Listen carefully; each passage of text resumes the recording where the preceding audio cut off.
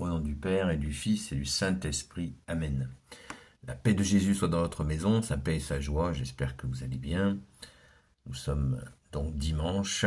Je vous souhaite une sainte messe. J'espère que vous y allez en courant. Saint Évangile selon Saint Jean, chapitre 21, versets 1 à 19. Que ta parole, ô Jésus, rentre dans mon esprit, que ma bouche proclame ta parole et que mon cœur l'accueille. Amen. Les premiers disciples le retrouvent sur le lac, ce n'est qu'un au revoir. Après cela, Jésus se manifesta encore à ses disciples à la mer de Tibériade.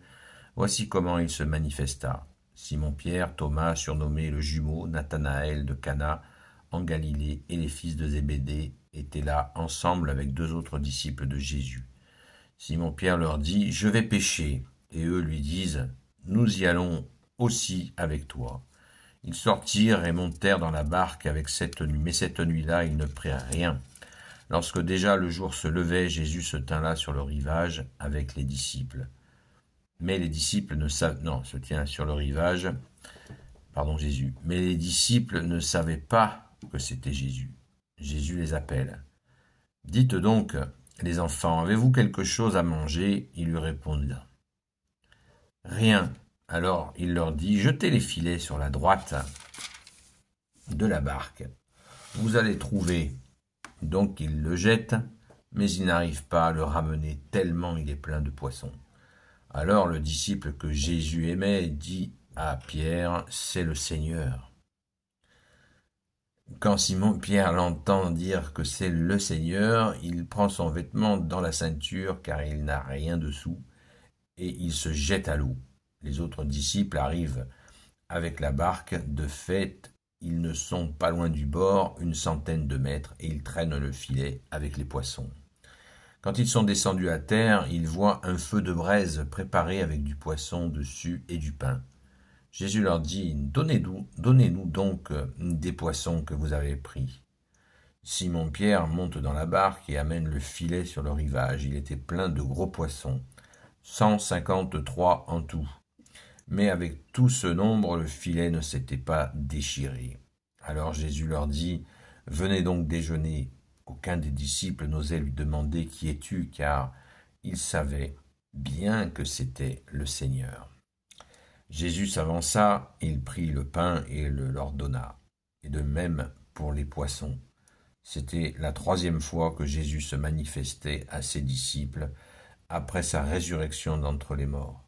Après le repas, Jésus dit à Simon-Pierre, « Simon, fils de Jean, m'aimes-tu plus que ceci ?» Pierre lui dit, « Oui, Seigneur, tu sais que je t'aime. » Et Jésus lui dit, « Fais paître mes agneaux. » Puis une seconde fois, il lui demanda, « Simon, fils de Jean, m'aimes-tu » Il répondit, « Oui, Seigneur, tu sais que je t'aime. » Alors il dit, « Fais paître mes brebis. » Pour la 3e fois, il lui demanda, « Simon, fils de Jean, m'aimes-tu bien ?» Pierre devient triste parce que Jésus lui demandait pour la 3e fois « M'aimes-tu vraiment ?»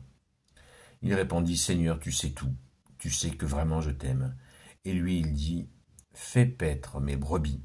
En vérité, je te le dis, quand tu étais plus jeune, tu te mettais ta ceinture et tu allais où tu voulais, mais quand tu seras vieux, tu étendras les bras et un autre te mettra ta ceinture et t'emmènera où tu ne veux pas. » Jésus disait cela pour faire connaître de quelle façon Pierre devait mourir et rendre gloire à Dieu, car il disait bien « Suis-moi ». Pierre alors se retourne et voit le disciple que Jésus aimait, celui qui était à table juste contre la poitrine de Jésus et lui avait demandé « Seigneur, qui va te trahir ?» En le voyant, Pierre dit à Jésus « Et lui, que devient-il ?» Jésus lui répond, « Si je veux qu'il reste jusqu'à ce que je revienne, que t'importe, toi, suis-moi. » Merci Jésus, alléluia. Eh bien, rendons grâce, les amis. Là, c'est la fin de l'évangile de Saint Jean, c'est très touchant. Et on commence par cette question des poissons, encore. Ils ne pêchent rien, donc ils sont repartis, ils ont eu cette idée, les apôtres, de revenir à leur métier, à leur activité d'avant rencontrer Jésus. Les hommes sont souvent comme ça, ils font une marche arrière, mais je ne prétends pas qu'ils avaient tout oublié, ils avaient oublié Jésus, ils pensaient reprendre une vie normale, on va dire. Je ne dis pas ça, mais en tout cas, ils l'ont fait pour les raisons qu'on ne connaît pas, mystérieuses, mais le message est fort. Ils font un petit retour, ils vont pêcher à leur métier donc de pêcheurs de poissons, alors que Jésus a dit « Je ferai de vous des pêcheurs d'hommes », et ils ne pêchent que dalle, zéro, nib, pas un poisson, parce que Jésus n'est pas là.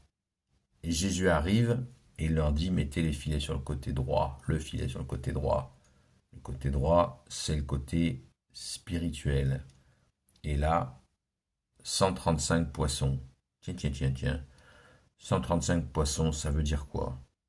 Pourquoi 135 poissons et pas 136, 134? Eh bien parce que c'est le nombre de nations qui existaient à l'époque.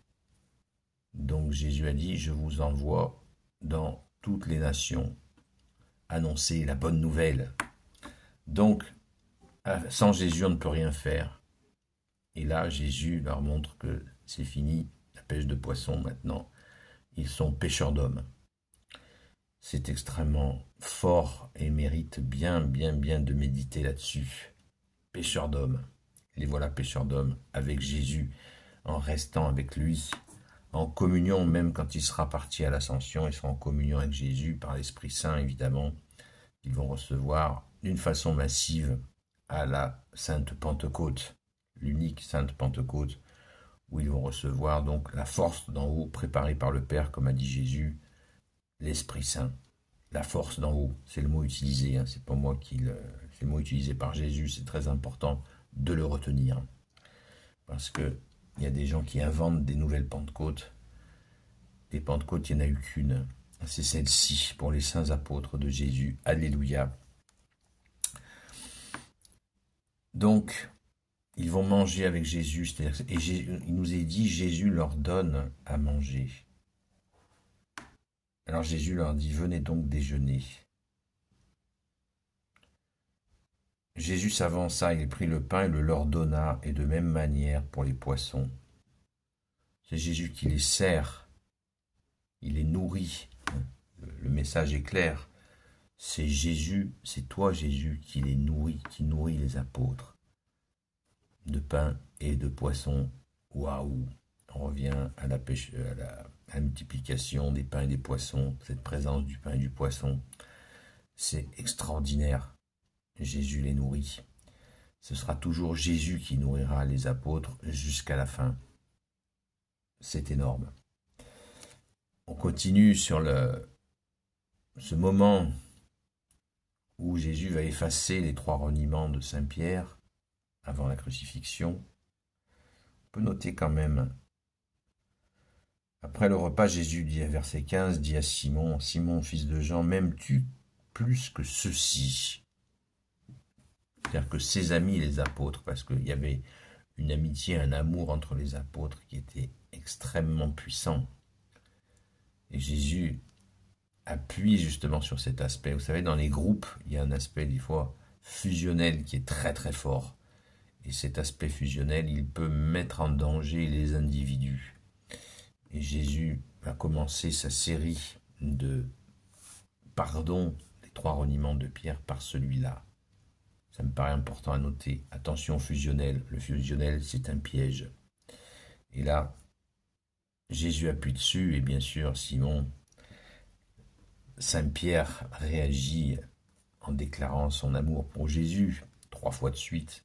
Voilà. Ainsi, Saint-Pierre est lavé de cette faute et il est pardonné donc pleinement, hein, pas un demi-pardon ni un quart de pardon, donc il faut arrêter de parler de ce sujet des erreurs de Saint-Pierre puisqu'il en a été pardonné. On ne parle pas des péchés pardonnés, même de nos propres péchés pardonnés, on n'en parle jamais, il ne faut pas le faire.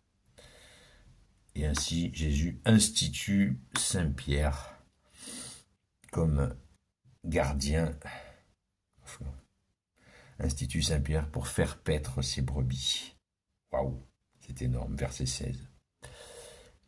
Loué sois-tu Jésus, et ensuite il y a cette question de Saint-Pierre qui va vers le martyr. Jésus lui annonce tranquillement, mais sûrement.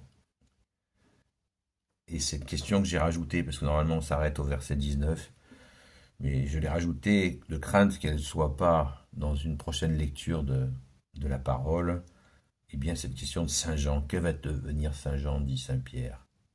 Qu'est-ce qu'il va devenir?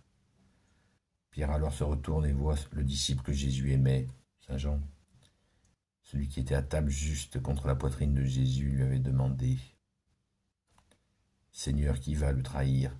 Et en le voyant, Pierre dit à Jésus « Et lui, que devient-il » Comme si Saint Pierre avait l'intuition peut-être de son martyr, et parce que Saint Pierre avait une grande intuition à un moment, c'est le seul apôtre à qui le Père a parlé directement.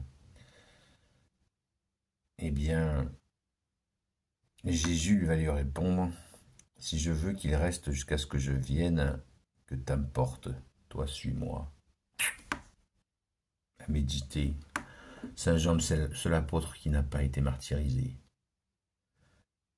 Un mystère de plus à cogiter, à méditer. Merci Jésus, gloire soit au Père et au Fils et au Saint-Esprit, maintenant et toujours et pour l'éternité. Amen. Ô Jésus, toi qui peux tout et qui porte tout, toi le Sauveur, toi l'Emmanuel, je te confie toutes celles et ceux qui regarderont cette vidéo ainsi que leurs proches selon ta seule volonté, ô Jésus. Sainte Marie, Reine des cieux, toi l'Immaculée Conception, toi qui écrases le serpent, toi qui es la lune sous tes pas, toi notre Mère, Notre-Dame. Saint Joseph, toi le juste et le saint, toi le sage, toi la terreur des démons, toi le saint gardien de la Sainte Église catholique apostolique. Sainte Marie-Madeleine, notre chère sainte patronne. Et vous, tous les saints et saintes, amis de Jésus, Saint Michel Archange, Saint Gabriel Archange, Saint Raphaël Archange, et vous tous les anges qui te servent, ô Jésus. Je vous confie toutes celles et ceux qui regarderont cette vidéo, ainsi que leurs proches, selon ta seule volonté, ô Jésus. La paix de Jésus dans votre maison. Je vous souhaite une sainte messe et à très vite.